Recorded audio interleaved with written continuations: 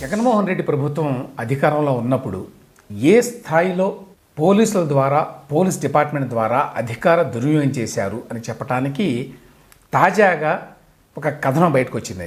ఈ కథనం రకరకాల రూపాల్లో చాలా మీడియా అవుట్లెట్స్లో వచ్చింది. అయితే ఇది ఈనాడులో కూడా వచ్చిన తర్వాత దీనికి సంబంధించి ఎఫ్ఐఆర్లు మరిన్ని ఆధారాలు దొరికిన తర్వాత మాట్లాడుతున్నాను నేను. ఈనాడులో వచ్చిన కథనం ప్రకారం ముంబై నటిని వేధించిన ఐపీఎస్లు, ఇది దాని హెడ్లైన్. ఏమిటి దీని వెనక కథ ఏమిటంటే, కృష్ణా జిల్లా వైకాపా నేత ఒకరు, ఆయన ఒక ముంబైకి చెందిన స్మాల్ టైమ్ యాక్ట్రెస్, ఆవిడతోటి పరిచయం ఏర్పడిన తర్వాత సన్నిహితంగా మెలిగారు కొంతకాలం పాటు. ఆ తర్వాత ప్రెడిక్టబుల్ ప్యాటర్న్లోనే తర్వాత ఆవిడ పెళ్లి చేసుకోమని అడిగింది. అది ఇష్టం లేక ఇతను సజ్జల రామకృష్ణారెడ్డి గారిని అప్రోచ్ అయ్యాడు. ఈ విధంగా నా మీద కొంచెం బలవంతం చేస్తోంది పెళ్లి చేసుకోమని. దీనివల్ల పొలిటికల్గా కూడా ఇబ్బంది, ఎందుకంటే ఆయన 2014లో పెనమలూరు నుంచి పోటీ చేశాడట. ఆ నేపథ్యంలో సజ్జల రామకృష్ణారెడ్డి హెల్ప్ చేయడం కోసం అని చెప్పి విజయవాడ పోలీసుల్ని రంగంలోకి దించి పై స్థాయిలో ఉన్న వాళ్ళని, కింది స్థాయిలో కాదు, వాళ్ళు ఒక టీంని ఏర్పాటు చేసి ముంబై పంపించి ఆ నటి తల్లిదండ్రుల్ని విజయవాడ తీసుకొచ్చి అక్కడ గవర్నమెంట్ గెస్ట్ హౌస్లో పెట్టి ఆ తర్వాత వాళ్ళని వేధించి వాళ్ళ మీద కేసులు పెట్టి, రకరకాల కేసులు, జైల్లో పెట్టి రిమాండ్లో, ఆ తర్వాత వాళ్ళ చేత రాయించుకొని కాగితాలు బెయిల్ ఇప్పించి మళ్ళీ వెనక పంపించారు. ఇది దీని యొక్క సారాంశం.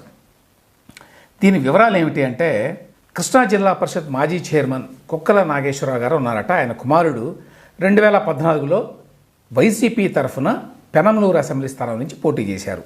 కుక్కల విద్యాసాగర్ ఆయన పేరు. ఆయన కొన్నేళ్ల కిందట హైదరాబాద్లో పెళ్లికి వెళ్ళారు. అక్కడ ముంబైకి చెందినటువంటి ఒక సినీ నటితో పరిచయం ఏర్పడింది. ఆ తర్వాత ఆమెను వదిలించుకోవాలని అతను ప్రయత్నించాడు. ఈ నేపథ్యంలో అప్పటి ప్రభుత్వ సలహాదారు సజ్జల రామకృష్ణారెడ్డి గారిని ఆశ్రయించారు. సో ఈ వ్యవహారాన్ని మరి సెటిల్ చేయండి మీరు అని చెప్పి విజయవాడ నగర పోలీస్ కమిషనర్ కాంతి రాణా టాటా గారిని సంప్రదించారట. సో కాంతి రాణా టాటా గారు, ఆయన దగ్గర పనిచేసేటువంటి విశాల్ గున్నీ గారు, వీరు ఈ మొత్తం కార్యక్రమాన్ని చేశారు. ఇందుకోసం వాళ్ళు ఏం చేశారంటే, ఒక ఏడీసీపీ, ఏసీపీ, ఇన్స్పెక్టర్లు, ఎస్ఐలతో కూడినటువంటి ఒక బృందాన్ని, పోలీసు బృందాన్ని విమానంలో పంపించారట ముంబైకి. పంపించి ఆ సినీ నటిని, ఆమె తల్లిదండ్రుల్ని ఈ కేసులో అరెస్ట్ చేశారు. ఏం కేసులు పెట్టారు? నేరపూరిత కుట్ర, మోసం, ఫోర్జరీ, బెదిరింపు, ఇతర సెక్షన్ల కింద కేసును నమోదు చేశారు. ఒకసారి నేను ఎఫ్ఐఆర్ కూడా మీకు చూపిస్తాను. అప్పుడు పెట్టిన FIR AP government first information report Ibrahimpatnam police స్టేషన్లో పెట్టారు 2024లో. 2024 ఫిబ్రవరి డేటు 2/2/2024. సెక్షన్లు కూడా చాలా ఉన్నాయి. 384, 385, 386, 388 ఇట్లా 120B చాలా పెట్టారు. సో ఇందులో వీళ్ళు ఏంట్రా, ఎవరు పెట్టింది, ఎవరి మీద పెట్టారు అంటే, తండ్రి పేరు నరేంద్ర కుమార్ జత్వానీ, తల్లి అనుకుంటాను ఆశా జత్వానీ. ఆ అమ్మాయి పేరు యాక్చువల్గా నటి పేరు కాదంబరి నరేంద్ర కుమార్ జత్వానీ, అంటే కాదంబరి జత్వానీ అనుకోండి ఆమె పేరు. తండ్రి పేరు నరేంద్ర కుమార్, తల్లి ఆశ. సో వీళ్ళందరినీ కూడా పట్టుకొచ్చారన్నమాట అక్కడి నుంచి. అంటే కేసు ఎఫ్ఐఆర్లో వాళ్ళ పేర్లు పెట్టారు కాబట్టి పట్టుకొచ్చారు. వీళ్ళు ఏం రాశారు ఇందులో, కాంటెంట్స్ ఆఫ్ ద కంప్లైంట్ ఏమిటి, ఇది అక్కడ prior to 2/2/2024 at Kondapalli Khilla Ibrahimpatnam mandal అక్కడ జరిగినట్టుగా పెట్టారు. ఫిబ్రవరి 2/2024 అన్నమాట.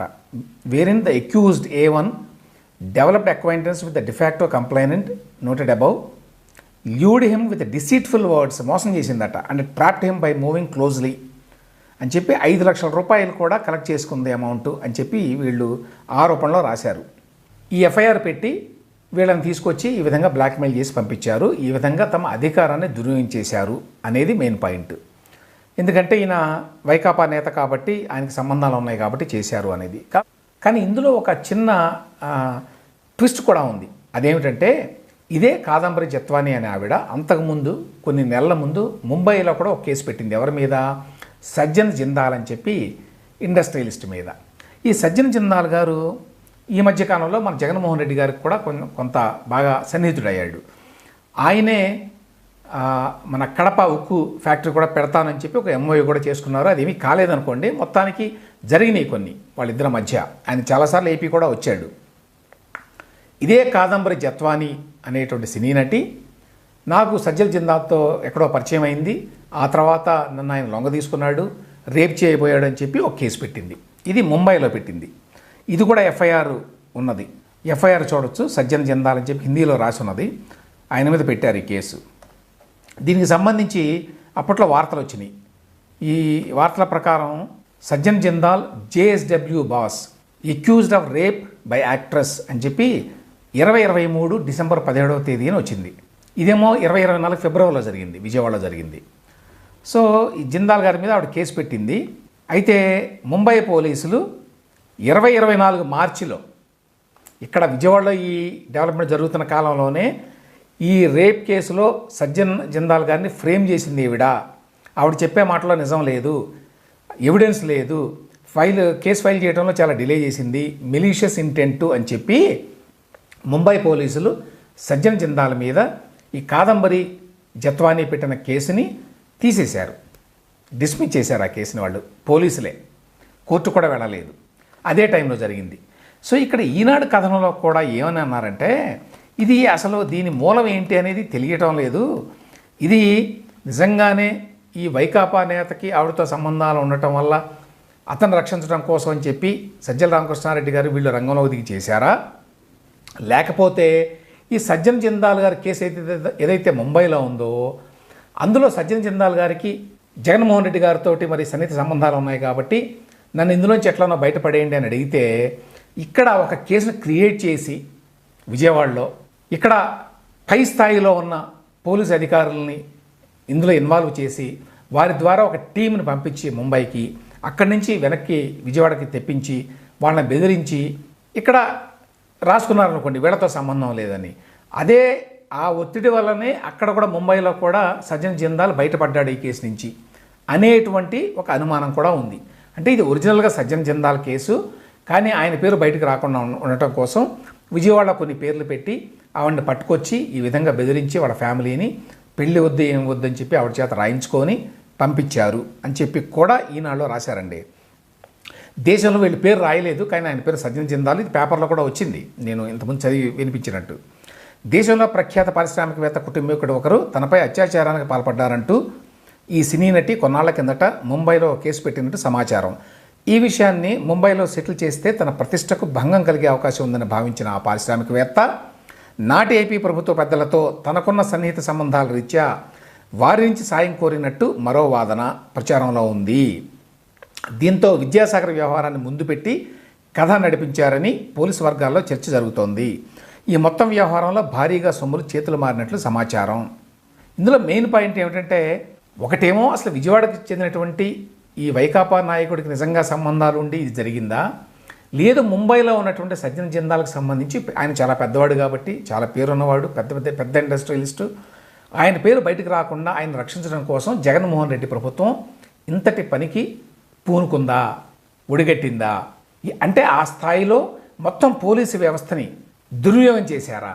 ఎందుకంటే రాష్ట్రంలో ఉండే పోలీసు వ్యవస్థకు చాలా పవర్స్ ఉంటాయండి. దేశంలో ఎవరినైనా ఎక్కడి నుంచి అయినా సరే ఎత్తుకురావచ్చు ఈ విధంగా. ఇందులో ఎవరైతే ఈ నటీమణి ఉందో కాదంబరి జత్వానీ అనే ఆవిడ మంచి చెడు గురించి మనం మాట్లాడలేదు, ఆ మంచి చెడు గురించి మనకు తెలియదు. కానీ ఆంధ్రప్రదేశ్ పోలీసుల పాత్ర గురించి, ఏ విధంగా వాళ్ళు అధికార దుర్వినియోగం చేసి ఈ కేసులో ఇన్వాల్వ్ అయ్యి ఎవరికో సాయం చేయడానికి ఇదంతా చేశారు అనేది ఇంపార్టెంట్.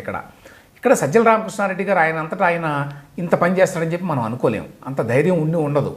జగన్మోహన్ రెడ్డి గారు అనుమతి లేకుండా, ఆయన ఆజ్ఞ లేకుండా, ఆయన చెప్పకుండా సజ్జల రామకృష్ణారెడ్డి గారు చేసే అవకాశమే లేదు ఇటువంటి పని. కాబట్టి జగన్మోహన్ రెడ్డి గారి స్థాయిలో, సజ్జన్ జిందాల్ స్థాయిలో మాత్రమే ఇటువంటి కార్యకలాపాలకి, ఇటువంటి అధికార దుర్వినియోగానికి పునుకునేటువంటి అవకాశం ఉంటుంది పోలీసులు. సో ఆ స్థాయిలో పోలీసు వ్యవస్థని దుర్వినియోగం చేశారు ఆంధ్రప్రదేశ్లో జగన్మోహన్ రెడ్డి గారు ఉన్న కాలంలో అనేది ఇక్కడ మెయిన్ పాయింట్.